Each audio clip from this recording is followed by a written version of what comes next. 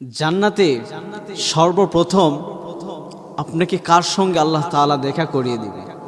যে আপনার স্ত্রী হবে, দুনিয়াতে যার সঙ্গে আপনি বসবাস করবেন, আপনার যে জীবন সঙ্গী হবে, আল্লাহ তাআলা জান্নাতে তার সঙ্গে সর্বপ্রথম আল্লাহ তাআলা দেখা করে সাক্ষাৎ করা দিবে। সুবহানাল্লাহ পড়েন। এত সুন্দর চেহারা হবে, দুনিয়ার চেহারা থাকবে না, এত সুন্দর চেহারা।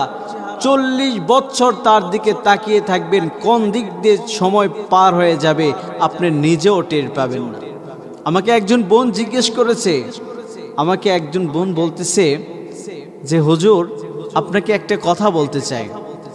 সাধারণত দুনিয়াতে যদি আমার স্বামী যদি অন্য একটা জায়গায় বিবাহ করে, অন্য কোনো মেয়ের সঙ্গে কথা বলে, এটা সহ্য করতে পারি না।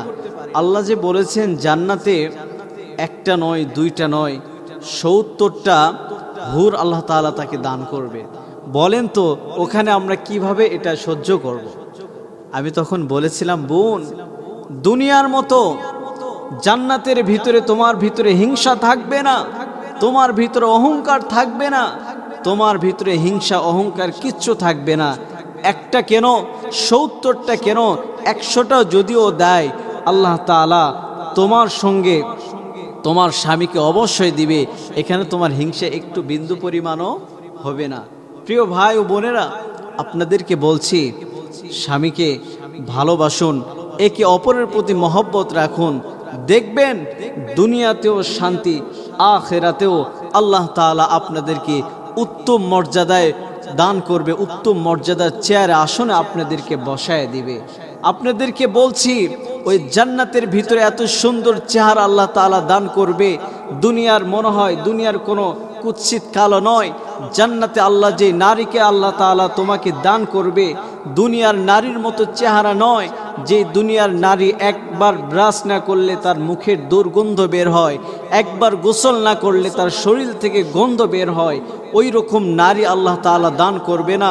যত বেশি নারীর কাছে থাকবা তত বেশি তোমার ভালো লাগবে, না বিরক্তকর, না কোনো অতিষ্ঠিত হবে।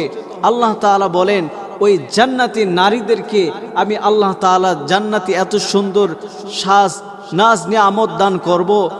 সাহাবীরা জিজ্ঞেস করেছিল, ইয়া রাসূলুল্লাহ, জান্নাত তো একটা পবিত্র জায়গা, ওখানে একজন অপরের প্রতি স্বামী স্ত্রী মিলন করবে, সেখানে তো আপনার নাপাক হয়ে যাবে। আল্লাহ রসুল বললেন, সাহাবী তোমরা শোনো, ও উম্মতেরা তোমরা শোনো, ওই জান্নাতে না কোনো বাথরুমের প্রয়োজন হবে, জান্নাতে না কোনো নাপাকির প্রয়োজন হবে। বান্দা তুমি খাওয়া দাওয়া করবা, তোমার পেটে আল্লাহ তাআলা হজম করে দিবে। এটা শুধু শরীর থেকে একটা শরীর মোচড় দেওয়ার ফলে আবার আপনার পেট খালি হয়ে যাবে।